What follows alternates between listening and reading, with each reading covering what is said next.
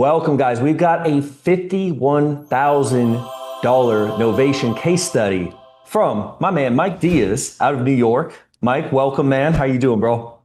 Amazing, man. I appreciate you having me on here. Excited to share some details of the deal. So happy to be here.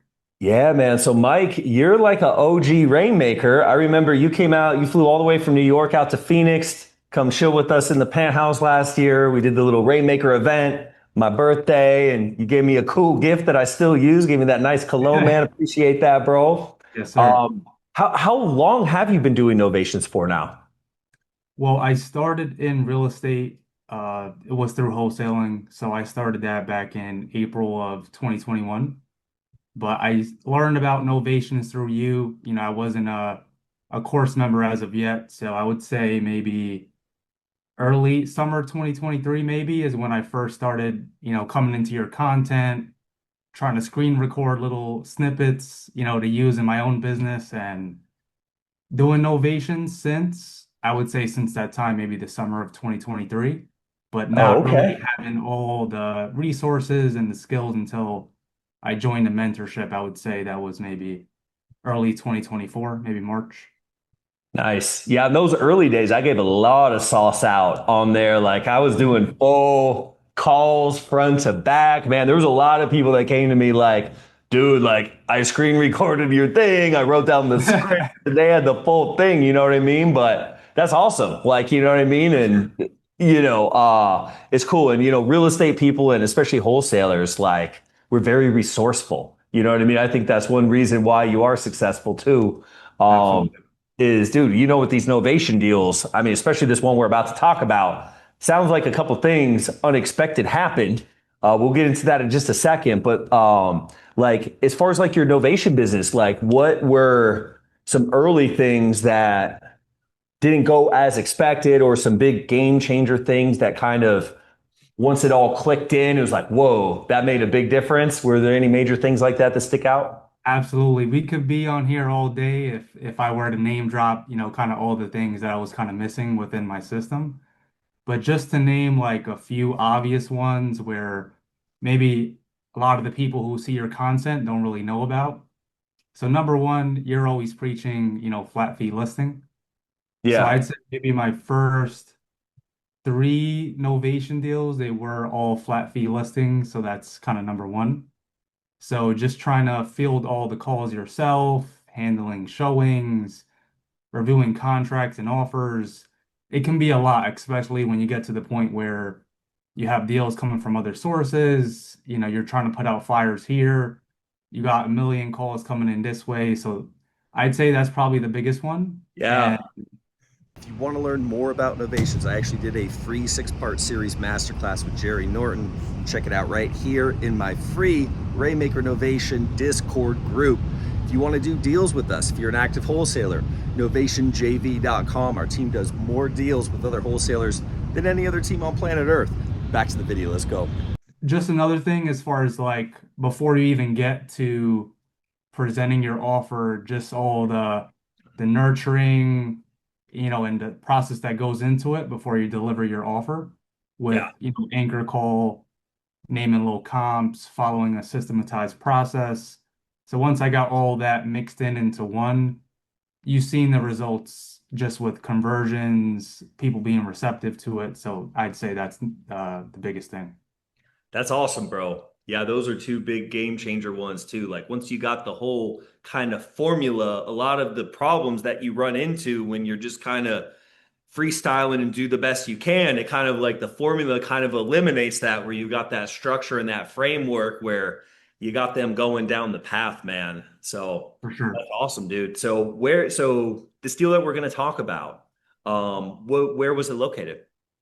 It was in a city and it was a city near Pittsburgh. So many Okay. people probably more familiar with Pittsburgh, but it was located in Wexford. That's still within Allegheny County, where Pittsburgh is located. Okay. And how Pennsylvania. did you acquire the lead? How did the lead come in? It was a cold call lead, probate. So that's kind of the biggest thing. And so it was a probate cold call lead came in, and it did come in, I would say, I want to say maybe March. So Yeah. this was a follow-up thing. It wasn't where it was delivered to me on a silver platter. The price works, timeline ready. So there was a lot of legwork that kind of went into it, waiting for the seller's timeline, working with that. So yeah.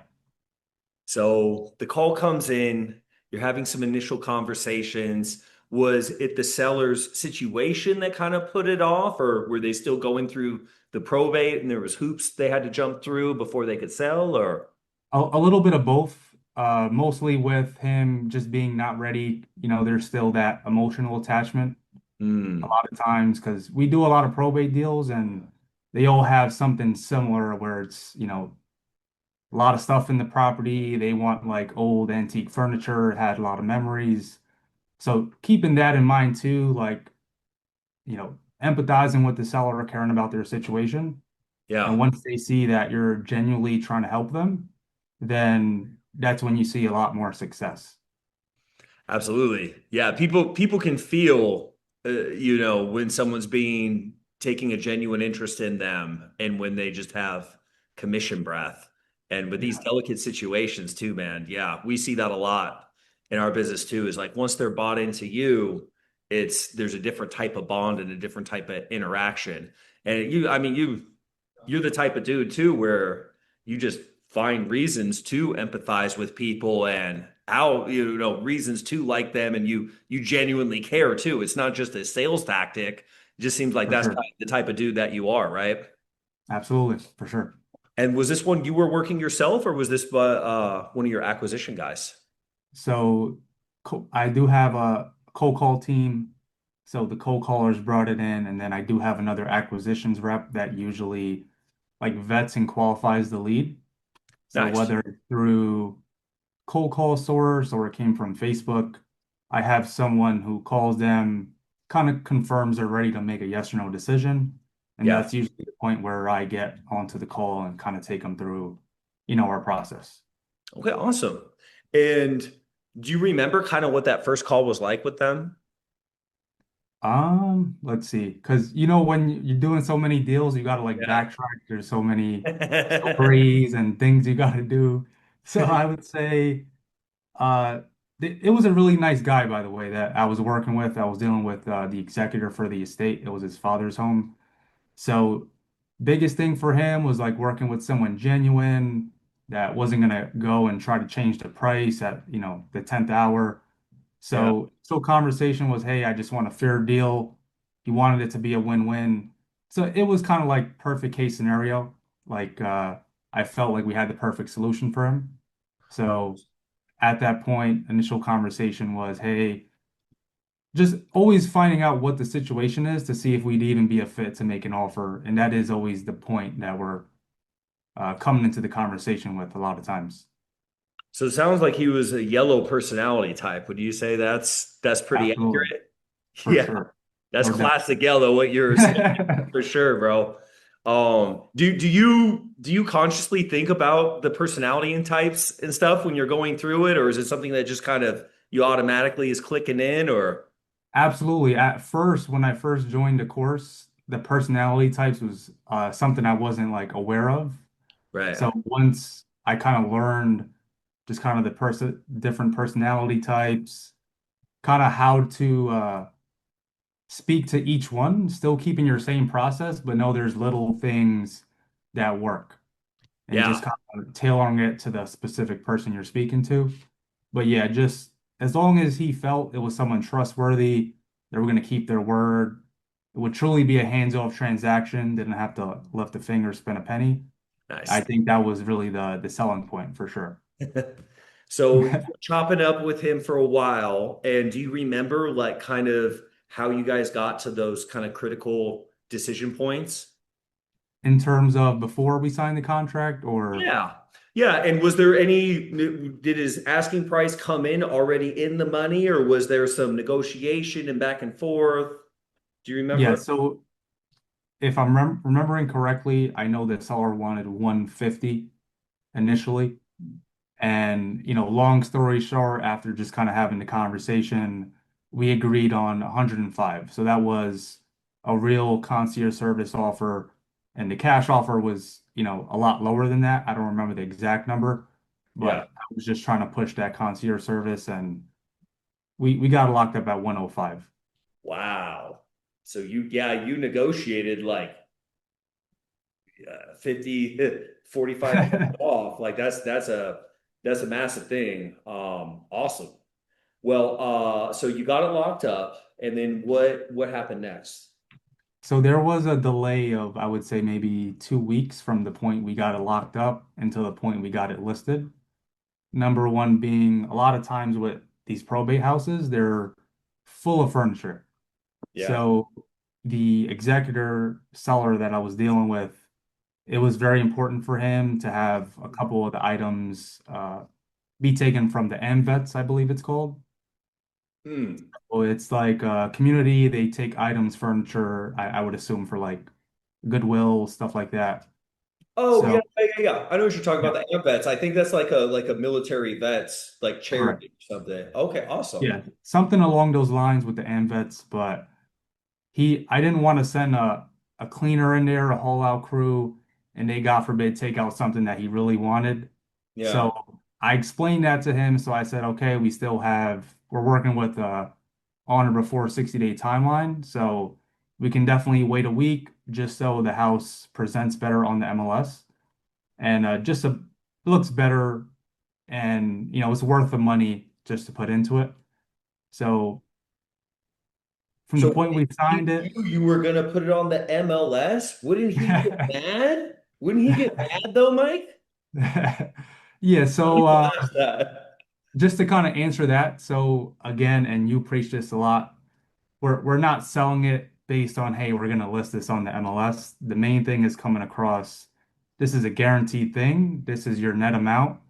The MLS is an afterthought. If it goes on the MLS or if it doesn't, it's not gonna affect anything with your deal. Still gonna get every single penny you're promised. So that's the most important thing. We obviously disclose that. They're totally aware that's an option. And Absolutely. yeah, And that once was it. once they have confidence that you can solve their problem and you genuinely care and you're genuinely capable, the process doesn't matter. You know what I mean? Like they just want to know that it's going to get done, however you do it. You know what I mean? So, okay, very cool, man. So, Sure. he got the stuff out to the charity, and then, what happened from there?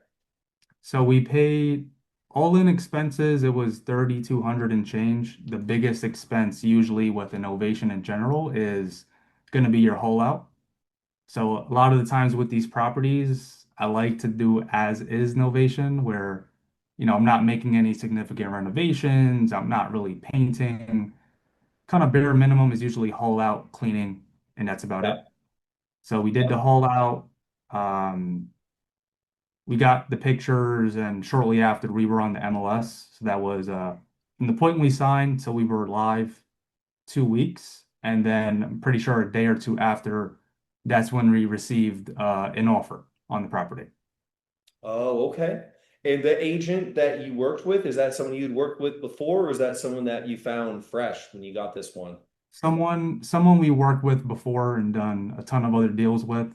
So usually the market I'm usually doing most deals in is Allegheny County, Pittsburgh, Pennsylvania. Oh, So I've already been working with this agent on past deals oh, that's always nice. for That's always sure. nice to have a good agent. Okay, awesome. And did the agent help you kind of line up the cleaning and everything like that? Absolutely, for sure. As far as with, and again, another thing to point out, the seller did not have an email. So Oh my goodness. just making things a lot harder on my part, sending my guy to the property each time. So yes, the agent is the biggest part a lot of the times in these transactions, but there was like maybe 50 showings in 2 days. So it was crazy. Whoa, yeah, that's crazy. And with them not having email, could you imagine like on a flat fee? Like, yeah, you'd either have to send them to the FedEx store and have them printed up or notary, or I mean, I don't think you could mail it back and forth, but yeah, that's crazy. That's crazy. So no email. Oh my goodness, was he like an older guy, or what was the deal that he didn't have email? Yeah, just an older gentleman, not really tech savvy, face-to-face business guy. Yeah. That's the type of seller I was dealing with. I don't have a problem with it, as everyone's cooperating, but it Yeah. is just extra legwork, but I don't have a problem. That's awesome though. Okay. And then yeah, with it being a cold call lead and him not having an email, he probably doesn't have the internet. This is probably a lead you couldn't have gotten any other way. You know what I mean? For Maybe sure. mail, you know what I mean? But oh my goodness. Okay. So you got your agent in there, you got it on the market. Is the offer that you took, was that the first and the only offer, or what was that like? I want to say there was 4 or 5 offers. And this was one of the last offers that we ended up taking, just to kind of like give some details. So we were listed at 149.9 and the offer came in 20K higher.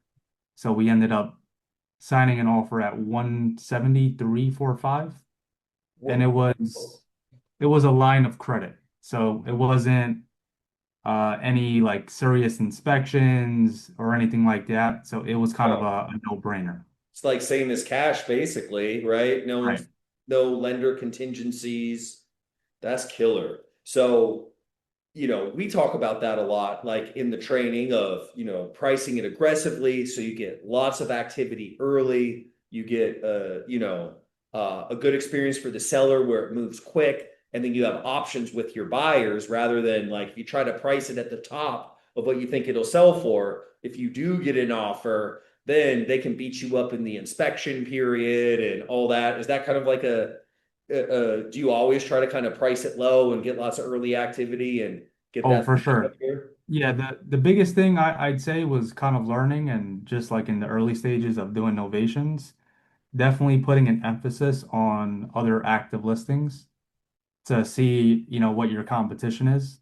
Yeah. But for sure, I'm never shooting for the highest list price. I'm listing it where I make my set fee and it just makes sense for everyone. So you're not trying to get too greedy. You're listing it where it just makes sense. Awesome. Love that. And yeah, the most important thing is the acquisition price, right? Because that's where really you lock in what your profit is what you get it for. You're not going to make your money by you know, finding a buyer that's going to, pay top dollar. It's like you Yeah. want to buy it low, sell it at a discount, and then you have leverage too, where if you have multiple offers, if they start beating you up during the inspection or start acting funny, you have other options because the worst thing is when you get one under contract and then it falls out or they beat you up and you're back to square one. That's like, oh no, anything but that, basically. Yeah. So sweet. So you got it under contract, and then it was smooth sailing from there, and it was closed 2 weeks, right? Yeah, that's what I think every time until, something goes wrong, unfortunately. But yeah, so to get into the story, about 1.5 week before the closing, there was a big storm in Pittsburgh, so a lot of trees were falling down, electrical lines going out. So I wake up one morning and I check my phone and then I see the photo, which, hopefully you could put on the screen. Yeah. But the tree roots from the driveway basically took up a big portion of it. So there was a big tree that came out the floor, took out a piece of the driveway. So once I seen that, I'm like, oh man, what's this mean for the deal now? So, Dude, we've had that happen before too. We had one fall on the roof like a couple days before the closing, and man, those trees. So, so did it blow up the deal with that buyer, or like how'd you handle it? Yeah, so at first, of course, the main thing you're gonna think is, all right, let's see where the buyer's at. Can we get a credit for it? We still want to keep the deal alive. So the buyer was, long story short, willing to take a 5K reduction on Nice. the purchase price. And at that point, before, the buyer's agent even sent a photo of what happened, the seller called me and told me the situation before I even seen those photos. This was maybe an hour before. And he told me, hey, whatever it's gonna cost, I'm willing to take it out the set upon price. So right away, it was kind of like a win-win. The seller was already understanding and was willing to take the fee out of the set price. So we were able to still make it work. We got the buyer their reduction. I was able to get a price reduction with the seller as well. And then it was smooth sailing from there. But there were some hiccups, such as that storm in Pittsburgh. Nice. Would you say, since you've been doing novations, like your kind of pain tolerance has gone up quite a bit? Do you run into like a lot of just random, random things like that, or what? For sure. It's not a normal day unless there's problems, kind of at this point. And just kind of learning as you go on, as you do more deals, to not get emotionally involved. I Right? know that's really a big thing that you preach because a lot of times you can get emotionally invested in one deal or a seller's problems. It can just be overwhelming. Yeah. So just kind of understanding you got to have other deals in the pipeline. Don't, count your chickens before they hatch, if that's the phrase people use. Yeah. So, yeah, just having the capacity to deal with other people's problems, being able to solve them, that's where you'll find the opportunities for sure. Yeah, I think a big thing, a big takeaway for me too, is because it's like you can't help because like a lot of these people, like their situations, it really is, it like tugs at the heartstrings. But it's like the big thing is like to the things that you can control, make sure you take full control of those and do everything that you can do. And the things that are outside of your control, try not to let it just run circles in your head around you because those that's the ones that are the worst is like the tr the tree fell and took out the driveway. Like, how could we have prevented that? There's no way. There's nothing we can do. And then it's like the seller's counting on it and the buyer's upset. And here you are in the middle. And so you just kind of have to focus like, okay, what can I do about this? This is, the house isn't destroyed. Yes, this is an expense. And then just having a clear head. And it's kind of like a pilot, right? Like when things go wrong, you can't freak out. Like you have to just stay calm and make sure that we get everybody on the ground nice and safe, man. For So, sure. no, that's awesome, bro. So you worked out the credit. The seller was understood that, he still owned the house, when it fell, and he was willing to work with you on that. And what did the seller say at closing? Because a lot of people wonder, like, do the sellers see how much you make and everything, right? For sure. The seller obviously, seen the figures that were on the HUD statement at Yeah. the closing, as well as along with him signing the buyer's offer. That's just kind of the proper way to do it. But I mean, again, the seller wanted a win-win. He got the money he was promised. That's the number he wanted. He understood if whether we made $1 or $1 million, you know, it worked out for him. We stuck to our word. We got it done within the time frame. He got everything he's looking for. So it wasn't really a problem or like, hey, I didn't know about X, Y, and Z.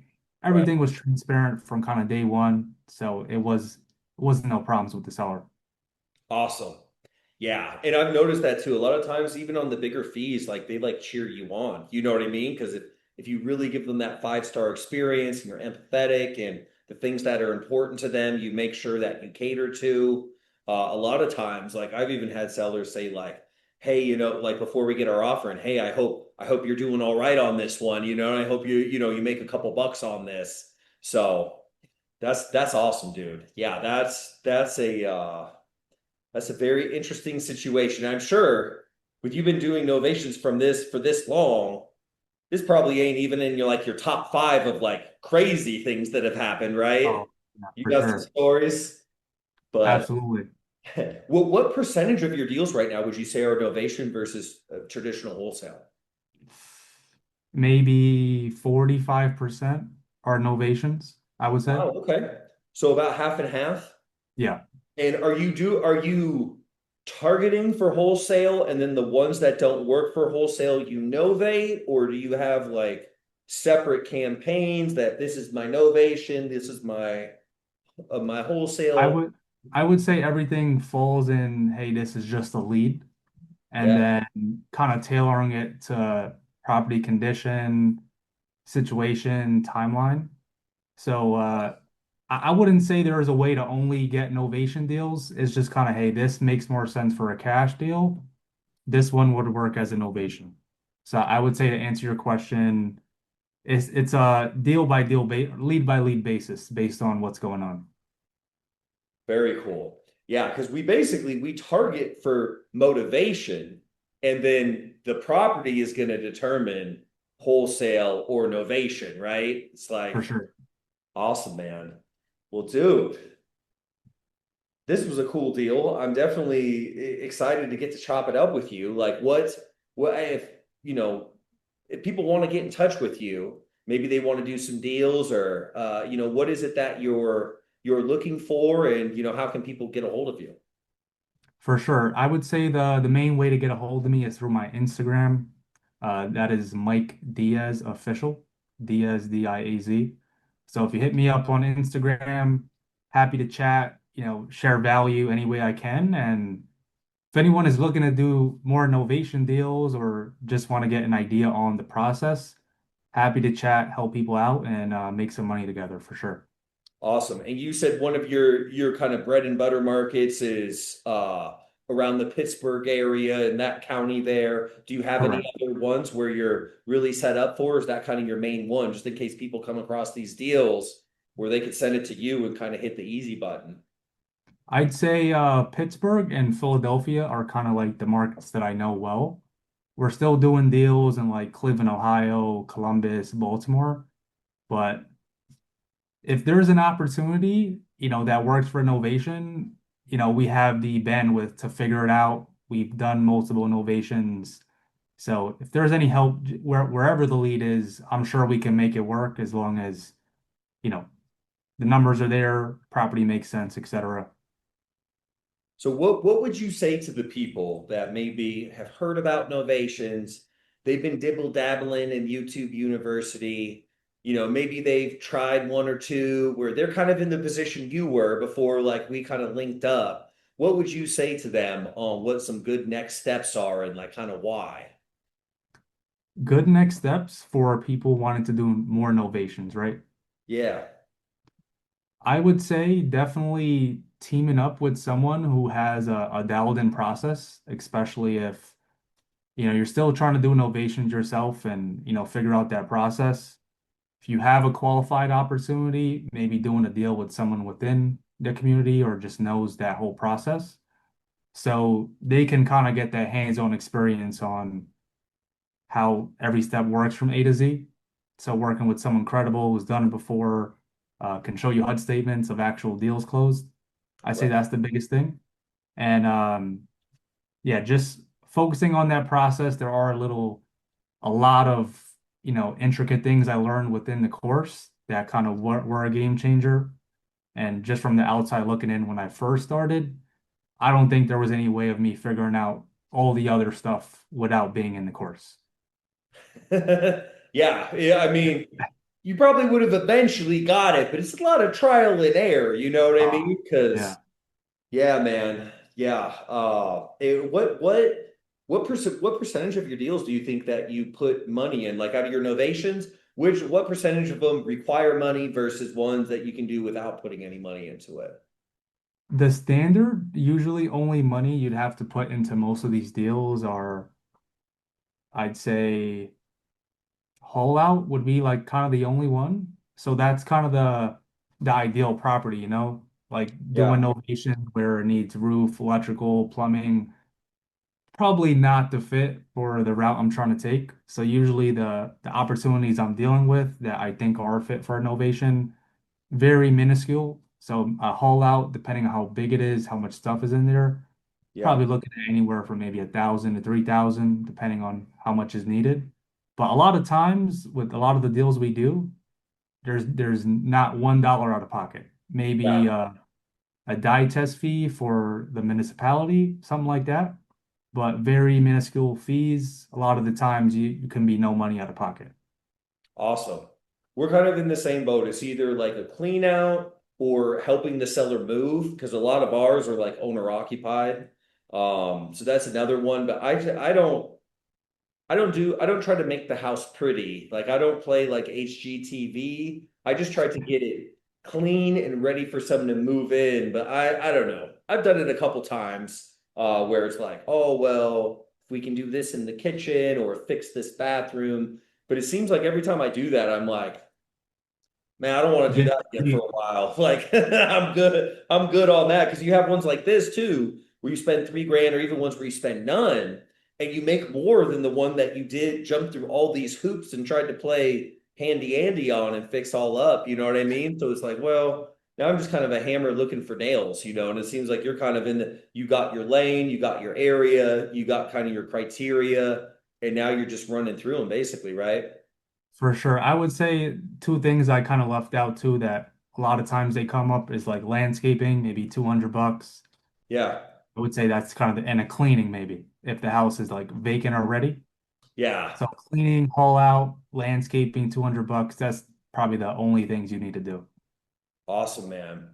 Well, dude, we appreciate you for sharing this, taking time out of your day to do this, bro. Definitely appreciate you, man. Dude, we got to chop it up again soon. And next time you're in Arizona, let me know, bro. And I'll let you know. Are you in New York City? Are you in like upstate or what Yeah, part? I'm in Queens, New York City for sure. Oh, Yeah. Queens. Okay. I'll be out there before too long. I'll probably be out there before it starts snowing. I'll probably bring the wife out there. We'll have to meet up and get a drink or. Absolutely, bro. You say the word, I'll send you the Maybach Sprinter to the airport, whatever you need, bro. Okay, bet, dude. Yeah, man. Appreciate you, my dog. For So. sure. Likewise, brother. What up? Thanks for watching all the way to the end. You can check me out at Instagram at Novation King. Don't forget about our free Discord and 6-part series masterclass with Jerry Norton at novationking.com. And if you have Novation potential deals and you don't want to do the work or put up the bread, we do it all for you. And we do this for wholesalers all around the country and the world. Novationjv.com. If you want to throw me a like or subscribe, you can do that too. But if not, it's all good. I'll see you on the next one. Let's go.